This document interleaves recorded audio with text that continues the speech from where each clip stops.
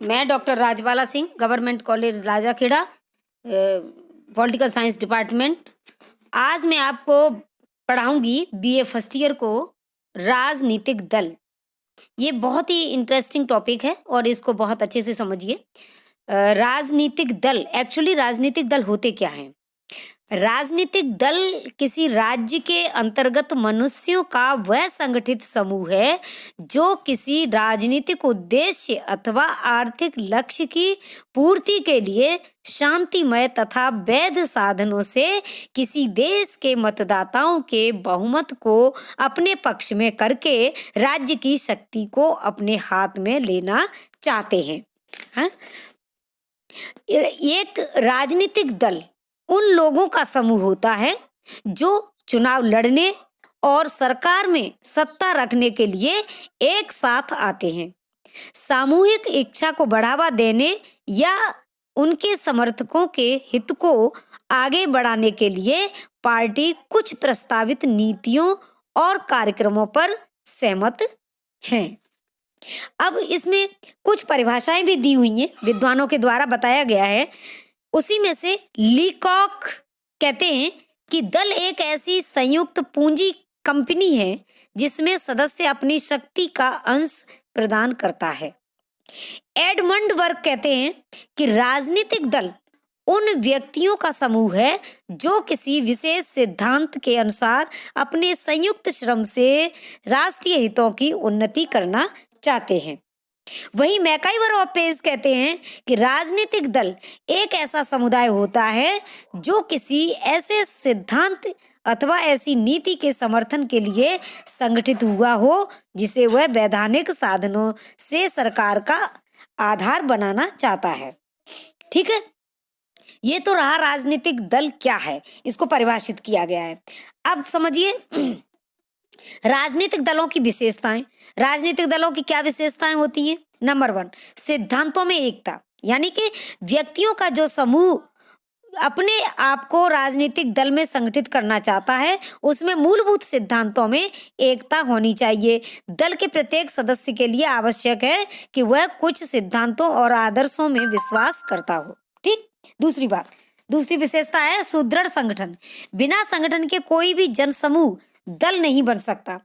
चाहे सदस्य संख्या कितनी अधिक क्यों न हो, संगठन को स्थायी तथा सुचारू रूप से चलाने के लिए अनेक लिखित और अलिखित नियमों का होना जरूरी है जिसका अनुसरण दल के सदस्यों को करना होता है।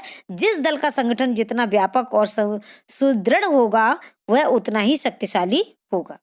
तीसरी विशेषता, सदस्यों में घनिष्ठ व नियमित संबंध। दल के सभी सदस्यों में घनिष्ठ संबंध होना चाहिए ताकि समस्याओं पर व्यापक एवं लोकतांत्रिक ढंग से विचार विमर्श हो सके।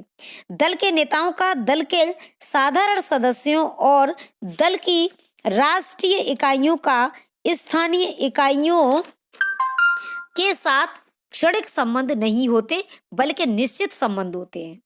ठीक। अगली विशेषता है सामान्य हित। दल का उदय किसी विशिष्ट हित के आरंभ होता है परंतु उसके व्यापक आधार के लिए यह आवश्यक है कि उसकी अपील विशिष्ट वर्ग तक ही सीमित न रहे बल्कि व्यापक हो।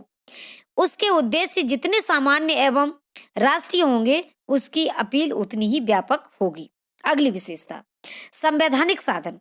सभी राजनीतिक दल सत्ता के लिए संघर्ष करते हैं और उसकी प्राप्ति के इच्छुक होते हैं। दलों में यह मौन समझौता होता है कि वे सत्ता प्राप्ति के लिए क्रांति या हिंसा का सहारा नहीं लेंगे बल्कि संवैधानिक साधनों का सहारा लेंगे। ठीक। भारत में मान्यता प्राप्त राष्ट्रीय राजनीतिक दल कुल 7 हैं, जिसमें मार्क्सवादी communist party, Bharatiya Janata party, Bahujan Samaj party और कांग्रेस, राष्ट्रवादी कांग्रेस, कम्युनिस्ट पार्टी, तृणमूल कांग्रेस, ये हैं राजनीतिक दल। अब राजनीतिक दलों के कार्य। प्रजातांत्रिक व्यवस्था में एक से अधिक दल होते हैं जबकि अधिनायक व्यवस्था प्रायः एक दलीय होती है। नंबर 1, जनतंत्र की सहायता करना। प्रजातंत्र की मशीन को चलाने में राजनीतिक दल तेल का कार्य करते हैं। वे जनता को संगठित रखते हैं तथा वाद विवाद में संघर्षों में जनता का समय नष्ट होने से बचाते हैं और वे मतदाताओं को राजनीतिक समस्याओं का ज्ञान कराते हैं जिनके विषय में उन्हें निर्णय लेने पड़ते हैं। दूसरा है शासन सत्ता को मर्यादित करना। राजनीतिक दलों के कारण संसद वाद विवाद का मंच बन जाता है जिसमें उन नीतियों को का अच्छी तरह स्पष्टीकरण हो जाता है जिन पर सरकार को चलना चाहिए।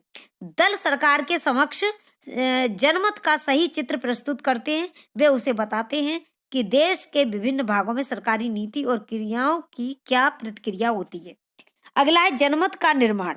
विपक्षी दलों द्वारा उद्देश्य सरकारी नीतियों की स्वस्थ आलोचना जनमत को अपने पक्ष में करना होता है। विपक्ष के कार्यकलापों से जनता को यह ज्ञात होता है कि विपक्ष की शासन नीति की रूपरेखा क्या है। जब जनता शासन की वैकल्पिक नीति को समर्थन देने लगती है तो विरोधी दल शासन की बागडोर संभाल लेने के लिए सक्षम हो जाता है।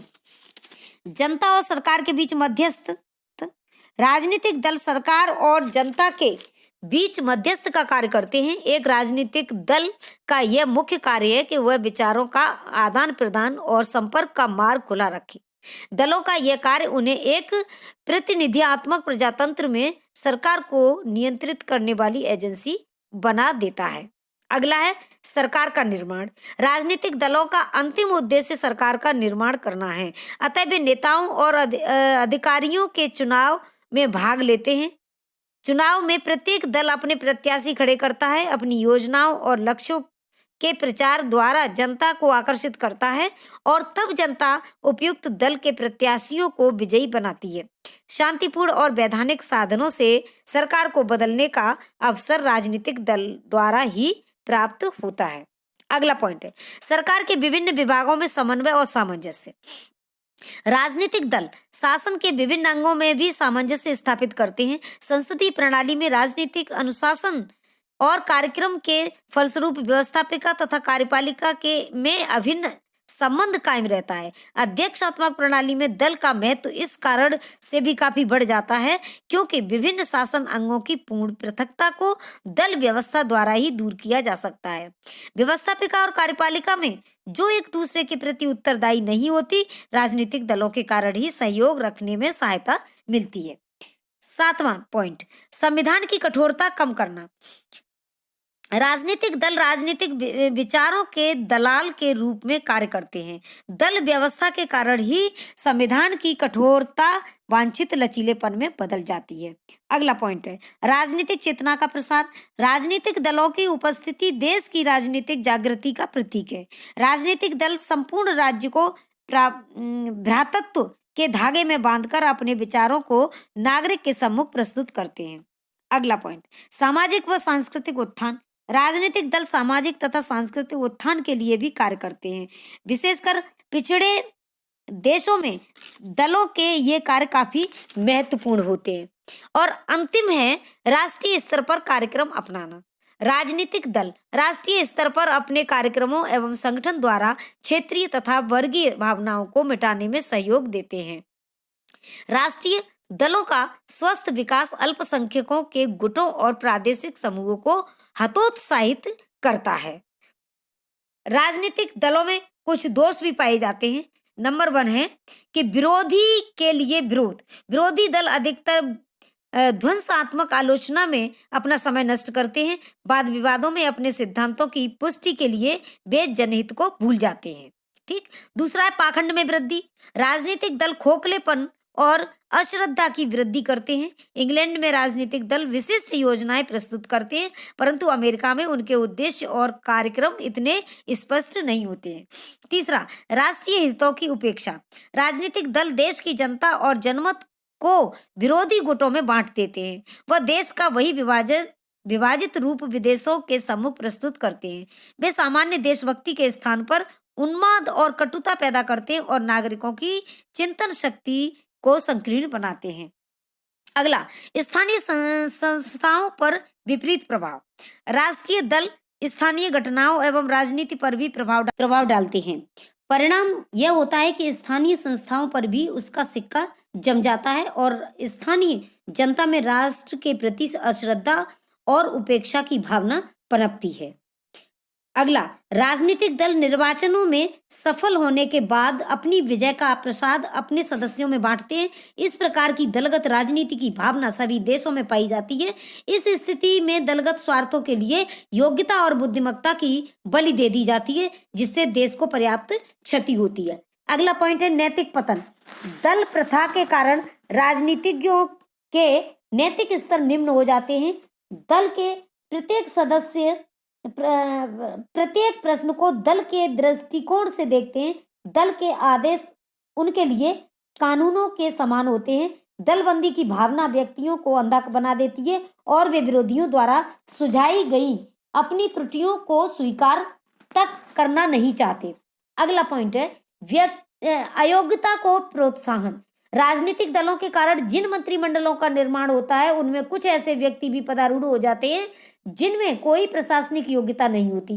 राजनीतिक दलों द्वारा केवल अवसरवादिता, बाकपटुओं और राजनीतिक दुस्साहसियों को ही अधिक अवसर प्रदान होते हैं। प्रायः बुद्धिमान एवं योग्य व्यक्ति दलों की गुटबंदी में आना पसंद नहीं करते हैं। व्यक्ति के व्यक्तित्व का ह्रास।